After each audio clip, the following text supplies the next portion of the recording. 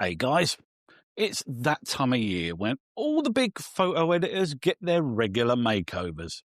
Capture One, Photolab and Lightroom have all had comprehensive point releases in the last couple of months, and now it's On1's turn. And if you're wondering why I took my time to release this video, it's because I didn't receive an early version as I did for previous iterations, perhaps because I've been quite hard on this app in the past. And given how this review is going to turn out, I don't think I'm going to make it back onto the Christmas card list anytime soon. It's all good. I'm not about to turn into a shill for any company for the sake of a few affiliate bucks and to read bullet points from the press release as some YouTubers seem to do. I review every app on its individual merits. I go into each review with an open mind, but I also properly test these apps, compare their outputs against their competition, and I don't dodge problems to spare these companies embarrassment. So, with an invitation from On1 to download the beta version apparently lost in the post, I downloaded the 30-day trial version of Photo RAW 2026 just like everyone else, and I put it through its paces. Have they addressed the issues with demosaicing, slider range, masking, brilliance AI, generative tools, AI denoise, and the interface? The things I took issue with last time around, or is it just more of the same? All I can say is that it's progress. It's just not in the same direction as everyone else.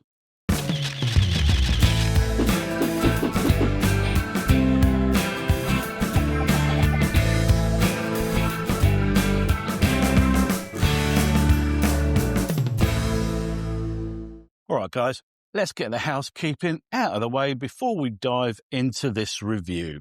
It may surprise you to know that I am not a member of On1's affiliate scheme, or indeed any affiliate scheme for any company.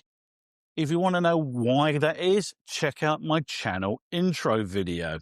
I have built up a diverse library of test images that I use to put apps like Photo RAW through their paces. Fuji, Canon, Apple and Sony RAW files. I don't just kick the tires, I reverse it into a wall to check build quality. There was a lot to cover here in this review, making this one of my longer in-depth reviews, so feel free to use the old chapter markers to skip to the feature that interests you the most. If I later discover an error in my review, I will put a correction in the first pinned comment. Okay, enough preamble.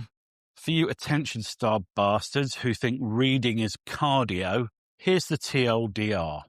There's precious little to like about On1 Photo RAW 2026 thanks to a disastrously counterintuitive interface, third-rate RAW editing capabilities, feature bloat and inconsistent AI tools. The single $119 price point might seem competitive and the single purchase price welcoming, but in its current form, I wouldn't pay $1.99 for it. The new AI resizing tool is mediocre at best, and it does laughably awful face recovery, whether you've enabled it or not. Masking has been overhauled and, on paper, has a similar feature set to Lightroom, but in reality, most of the masks are unreliable and maddeningly unintuitive. It does do a good job on hair, though I obviously didn't test that with some selfies. The other features that are brand new to Photo RAW are mainly gimmicks. Cheesy-looking effects such as motion blur, double exposure, and split field.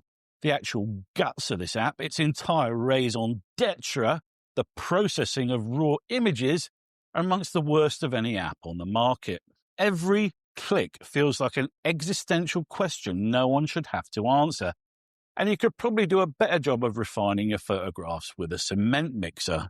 Harsh words, I realise, but don't worry, legends. I've brought receipts. You may not know this, but Photo RAW actually began its life 15-odd years ago as a plug-in suite of tools, the Perfect Photo Suite. In 2015, those plugins were bolted together into a single app in order to compete with the newly subscription-only Lightroom. And a decade later, it still feels like a load of bolted-together plugins. This app works along similar lines to DxO Photolab in that you can simply browse folders of photographs located on any drive, but you can also catalog folders using the app's built-in database. If you do catalog your files, you get improved indexing, advanced search, automated keywording, and cloud sync. But you'll think twice about doing any of that because the interface itself looks like it wasn't so much designed as compiled by a bored intern who got a $500 bonus every time they sneaked a new button slider, context menu, or tab onto the screen. Lightroom has modules. Capture One has tabs. On1 decided to have modes that pretend to be modules but behave like panels inside panels. The font sizes of the myriad interface elements serve only to confuse, with font weights and sizes that completely ignore the importance of that element in the app's hierarchy. The edit button, for instance, is so small and insignificant looking that you wonder if On1 were actively discouraging you from debasing your photographs with this app. Why is it about a third of the size of the tethered shooting button? If you're prepared to endure the eye fatigue that comes from working with that dogshit coloured interface, then it does an okay job with an asset manager with a fast, nested filtering system and search function. Yes, it'll do. And a laundry basket might pass for a helmet in a bar fight, but only if you're fully committed to bad ideas and concussion. Ever since I first looked at this app, I questioned its most basic features, the core sliders that serve as the bedrock for nearly every edit. And I'm sorry to say that On1 have made absolutely no effort whatsoever to improve those features, deciding instead to cram in more useless AI bollocks and TikTok-grade gimmicks. And I want to spend a little bit of time in this review demonstrating precisely what I mean by that, by comparing just one solitary slider with the competition. Join me, my friends, as we take a closer look at the shadow slider. Got a little treat for you now. I am going to demonstrate to you precisely why I think On1's RAW editor is possibly the worst on the market. Here's a photo, and I have got the same photo open in the background here in Capture One, Lightroom, Affinity Photo, DxO Photo Lab, Photomator, Nitro, Darkroom, Luminar Neo, Rapid RAW, and Apple Photos. And we're going to do the same adjustment on this same photo, this Canon RAW file, in all of those editors, and you judge for yourself what's going on. What I want you to watch is this. Keep an eye on the histogram in each of the different apps.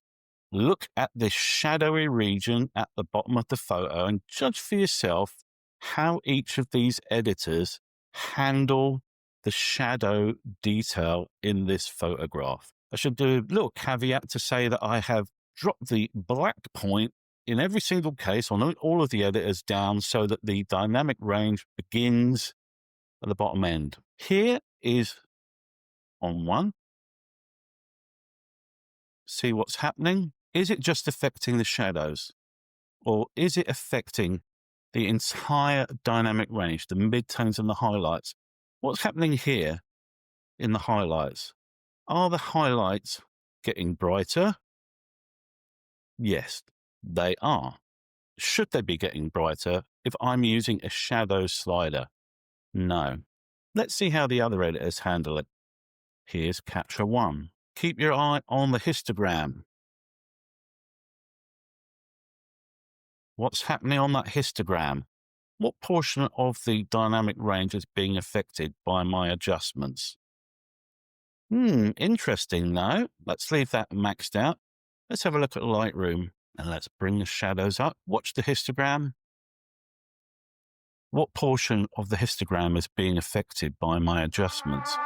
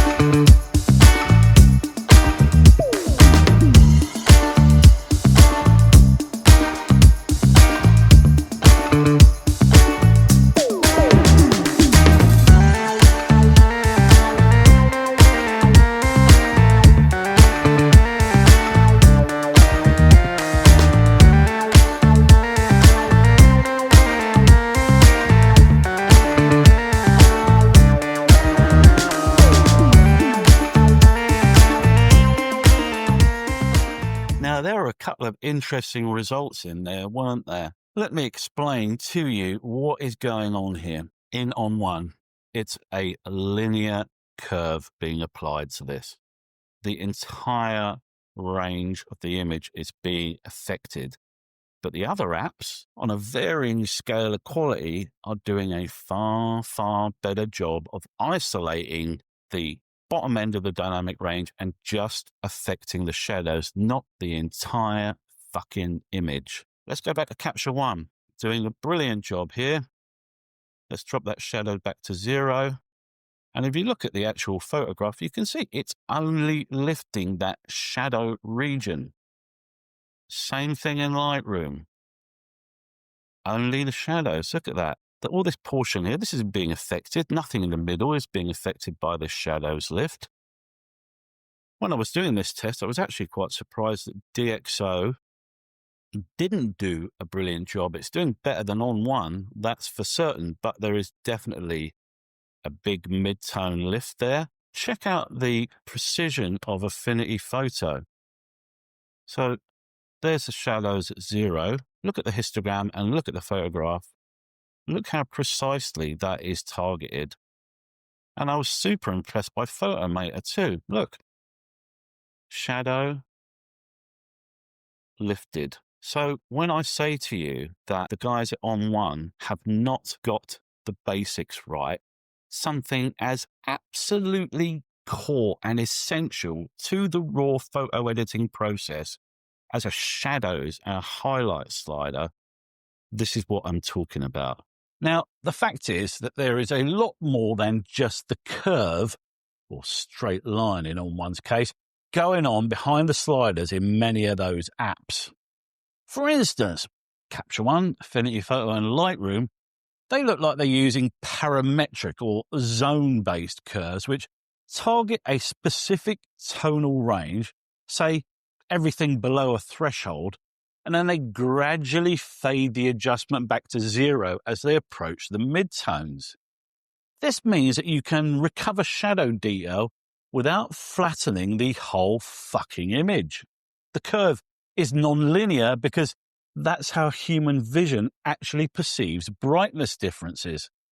The top-tier apps also use edge detection and local contrast processing, so they're not just adjusting the tone, they're preventing halos and maintaining localized detail. Those of us who've used apps like Lightroom or Capture One for years take a tool as seemingly pedestrian as a shadow slider for granted. But when you experience the orgy of mediocrity that is On1 Photo RAW's efforts in that regard, you realize how much engineering it takes to make something that feels that effortless. And it's not just the sliders that royally suck in Photo RAW. On1 have managed to construct an editing system that is the polar opposite of a streamlined workflow.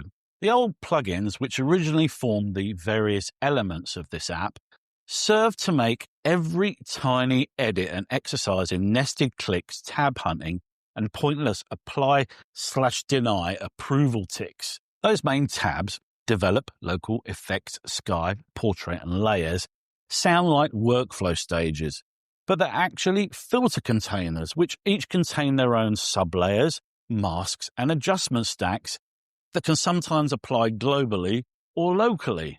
The masks relevant to those edits appear at the top of that right-hand editing column, but the masks you've applied in those various tabs don't automatically change in that main masking tab when you switch between develop, local, effects, sky, or portrait, because fuck you.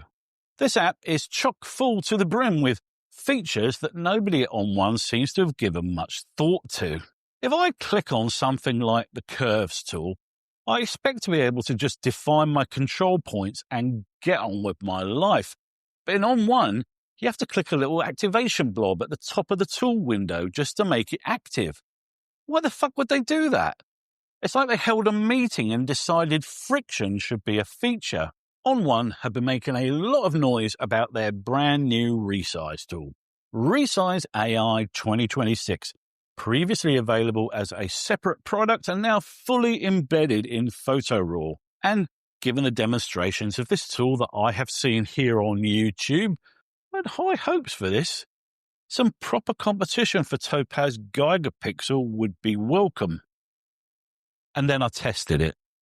Here I've got a very old JPEG I took in, when was this, 2009, on my old Canon PowerShot G6. And let's say I want to enlarge this. I'm going to come over to More here, and I'm going to click on Resize AI.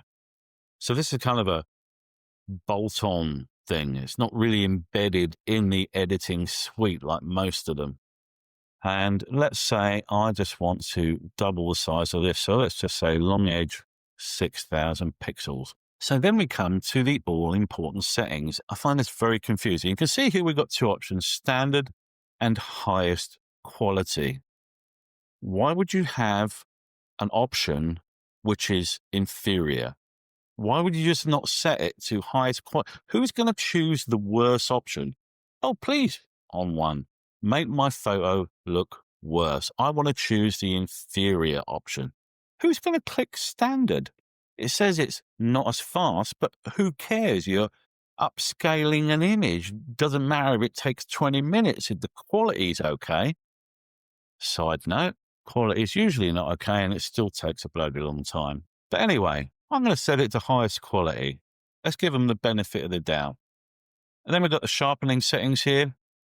I like to come in and move these sliders, but of course, no, this is Photo RAW, so I have to click this tiny little blue blob up the top left here to enable the sharpening. Now, I found the sharpening to be very aggressive, so I'm going to turn that right down to low settings there. I'm not going to enable face recovery. We'll get to that in a minute, but of course, there's no faces in this. But we're going to talk about face recovery. Film grain, tiling, gallery wrap. That's just bollocks. Now, this is one of the confusing things about Photo RAW. So here I am. I've done my settings. In any other app, you would click a button and say apply. It would do its business. It would however long it takes to resize your image. And then you'd probably drop back into either the editing window or perhaps the asset manager. Not in Photo RAW. This blue tick down here. What that does is save the entire image out externally. I can't kind of apply it and drop back into the app. I have to save the whole thing out. There's no sort of interstate there. There's no holding position. I can put it in and work on it a bit more before I decide to save it. I have to save the entire bloody thing. So I have to click on this and choose a file output, or I can go up to File and export directly from here. It's just bonkers. So if I click this blue tick, and then I've got my options, and I can choose what folder I'm going to put this in. Let's put this in where I put all my test images, and I'm going to choose JPEG, and let's click Save. And let's go for 100%. Now, admittedly, they warned us, high quality, takes a minute, but I wasn't quite expecting this amount of time. Here we go, preparing AI. Now it's using AI magic. Okay, what are we at? 746. Thanks for the balloons in the webcam there. Nice one. 746. Let's have a little bit of a drink, guys. Hold on. Anyway, how are things with you guys? What's going on in your life? Coming into summer here in South Coast, New South Wales. Weather's picked up. It was about 30 degrees today. Absolutely beautiful. It was my birthday yesterday. Coincidentally, also my wedding anniversary, my 28th wedding anniversary. And me and the missus drove down the coast a little bit, went to a beautiful coastal village called Huskisson in Jervis Bay. Absolutely stunning place. Beautiful. And went out quite early. We know it's very busy there in the summer, lots of tourists. It's such a beautiful place. So we've got a nice parking space as you come into town. Don't drive into town and go hunting, looking for a space. The rule of parking is take the first space you see. Take it from me. First space you see, so you've got to walk another 2 minutes. So what? Enjoy the walk. So I found a good park. And me and the missus went to the Husky Bakery. I got us both a coffee. I had a latte with one equal in it, and she had a soy mocha because she's lactose intolerant. I got a nice pain au chocolat, a chocolate croissant, if you're not as posh as me. And she got a carrot cake slice with some icing on the top. And got the coffees and the cakes and tooted on down to the wharf there in Huskisson and drank the coffee and watched the kind of the boat traffic coming and going, the people in the tinnies going off out to fish out at sea, and generally had a beautiful, beautiful morning. All right. I hope you've enjoyed that anecdote. The file has now saved and I'm back where I started. I've got the original image that I just saved out is not in this folder. I can't continue to edit it. So what I'm going to do now is I'm going to flick over to Adobe Lightroom where I've got some example resizing to show you, and we'll compare the result. Okay, so I have been comparing Resize against primarily Topaz Labs brand new Geiger Pixel. Not Geiger Pixel AI, just regular Geiger Pixel now. Because I've been grandfathered into the old plan, I get it for $60 a year. And I'm going to tell you, I'm going to be hanging on to my Geiger Pixel license based on my testing with this one. Here's my first example with the Geiger Pixel, in which I use the low res model with no extra sharpening really applied beyond what it suggested with its little magic thing. And we also did On1 Resize with some sharpening as well, about 25%, I think. So let's get these comparison shots up on screen. And in this case, I thought that On1 did an okay job. I think the Geiger Pixel version is a lot more natural looking, particularly when we come down to this feather region. This looks very over sharpened and crunchy. And what I was saying about the aggressiveness of the sharpening option, you've got to really either leave it out completely or turn it right down. It's very aggressive, but it's done an okay job on the face. We've got a sort of granular detail in here I could live without, and it's messed up the eye a little bit. The Geiger Pixel one just looks a lot more natural. So here's our next test shot. You guys will be very familiar with this one if you viewed any of my review on the photo editors on this channel. So let's start with the cowboys up the back here. And so Geiger Pixel has kind of given this guy some built-in sunglasses and stuff, and ditto this dude, but it's not terrible. This guy's face looks okay. But what's happening over here in On1? Like, this is something out of some horror movie. It's like Event Horizon all over again. Like, this guy's got some weird shit going on with his eyes, and God alone, it's like some bandana or something tied across his face. And who knows what's going on over here. It's done something horrible to his mouth. Hey guys, brief interjection by Andy from the future. I was just editing this review and I realized I forgot to show you this photo with the face recovery enabled. And so here it is. This is with face recovery set to 100. And as you can see, it has done a slightly better job. On the cowboys here, the guy on the left, slightly better. Guy in the middle, slightly better. And the mouth, slightly better on this guy too. However, there is still some interesting stuff going on down here. If you check out this lady, she appears to have been given some sort of triangular goatee beard. Weird kind of lipstick or something going on this child, and weirdness going on with the cop there, and yeah, some strangeness with this dude here.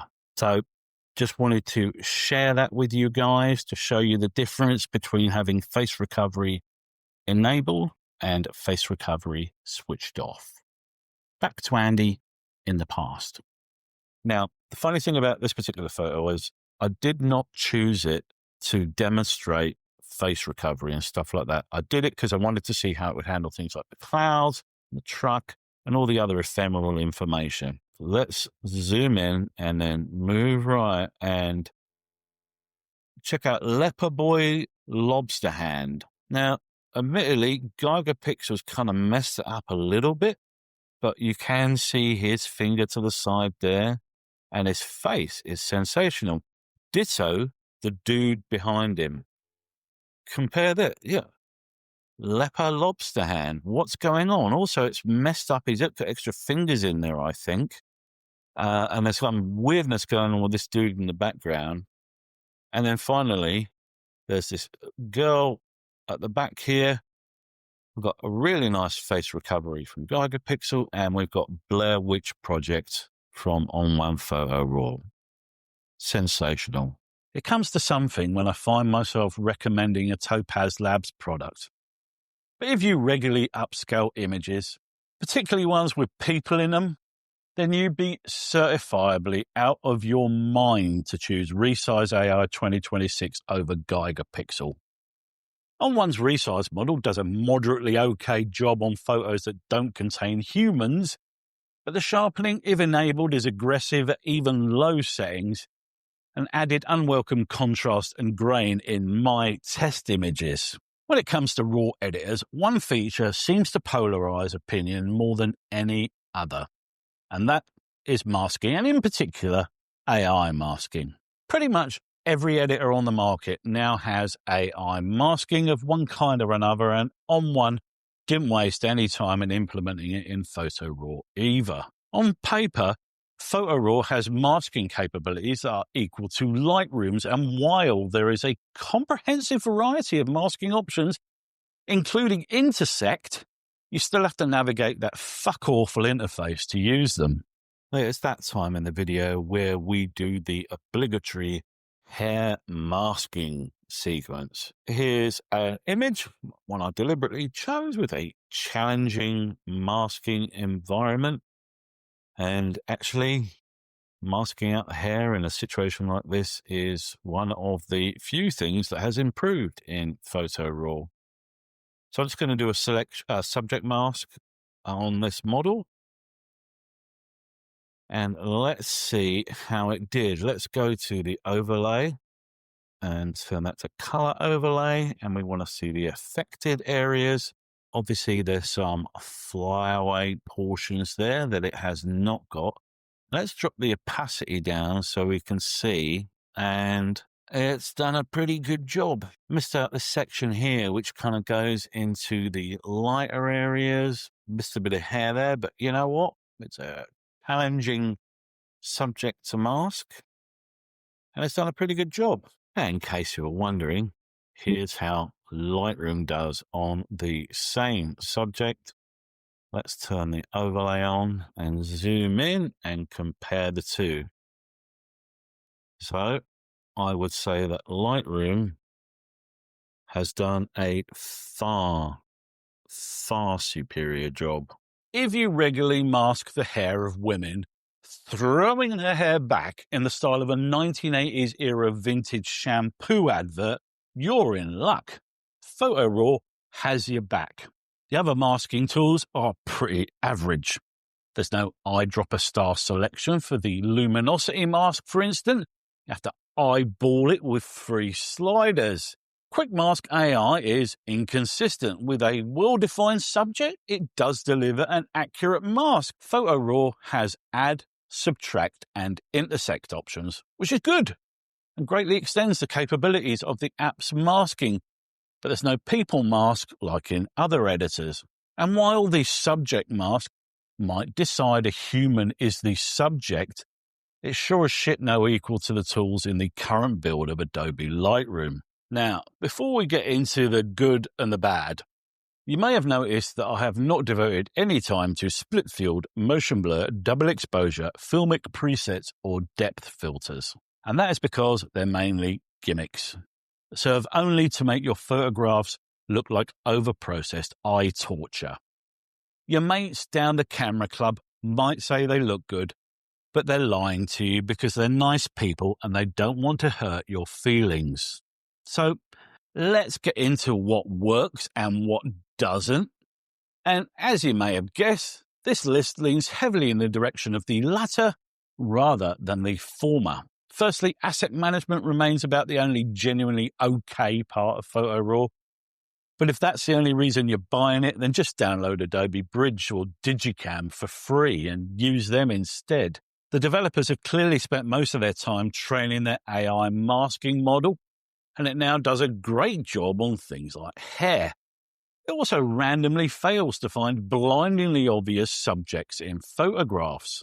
And since everyone's keen on comparing Photo RAW to Lightroom, it has none of Lightroom's highly granular masks, and its Quick Mask AI is nowhere near as capable as Lightroom's Object Mask. Meanwhile, the denoise and tack sharp tools remain about as mediocre as the last time I reviewed this software. Here's an example of Photo RAW's denoising capabilities alongside Photolab, fairly typical of the results I got when testing. Crunchy, shit-looking, completely lacking in detail, and unusable. I got the best results from the no-noise/tack sharp combo with detailed images such as cityscapes, but it was still outclassed by some margin by both Lightroom and Photolab. The demosaicing and core RAW editing tools of this app don't appear to have been updated much in the 15 years since they were first built. And the clunky filter functionality in the Effects tab contains effects that even Skylum would turn their nose up at in Luminar Neo. The photo editing niche is currently in a state of flux, with several companies positioning their products as direct competitors to Adobe Lightroom. On1 are one of those companies, and indeed front and center on their website, they even say, quote, the best alternative to Photoshop and Lightroom just got a major upgrade, unquote. And while it's true this is indeed a big upgrade, nothing of any real value has been added to the app, unless masking hair is essential to your photographic post-processing workflow. The simple fact is that On1 Photo RAW wasn't designed in a cohesive way. It was bolted together from a very average collection of plugins. You can put lipstick on a pig, but it's still a pig. Everything about this app is hard work. Every tool seems to have been designed to slow you down. Why do I have to enable every feature I want to use before I can so much as move a slider? Why is there a shopping cart icon with 23 items in it on my interface? Why does the effects list with just 37 fully visible items on it require a search box? Why does SkySwap merit its own tab, but denoise and sharpening are nested in Develop? Why is curves in the Effects tab? Why does Quick Mask AI need a blue tick to proceed? Isn't that the opposite of quick? Why does the Refine brush seem to make my masking selections worse? For many years now, On1 have been pretending that feature bloat is an improvement, that adding more and more stuff to their app will make it better. And if you were to read the bullet point feature list side by side with Lightroom's, they would in fact have near parity. But as I hope I have demonstrated, simply taking on a new feature and sticking some jazzy adjective on the front, perfect, brilliant, super, does not make it so. There are apologists for this app that will tell you that criticisms of things like the interface are unfair and you should just put in the hours to learn it. To which I say, bollocks. Why can it not just be intuitive? At least with Darktable, the payoff for that fuck-awful interface is a world-class RAW editing engine. If Photo RAW had some amazing world-class denoising method, AI upscaling tool, industry best profiles or demosaicing engine, then I would feel a lot more inclined to persist with the staccato, stuttering, unintuitive workflow. But honestly, after putting it through its paces, I couldn't wait to uninstall it. At this point, calling Photo RAW a Lightroom alternative is like calling a shopping cart a people mover. It's technically true, but you wouldn't want to go on a family vacation in one. And that'll do us for this look at On1 Photo RAW 2026. Are you a Photo RAW user? Were you eyeing this app up as a possible replacement for the Adobe Photography Bundle? Do let me know in the comments section below. If you like this video, do give it a like. And if you got value from it, then consider subscribing to my channel for more photo, video, and drone-related content from me. Till the next time, guys. Ta-ta.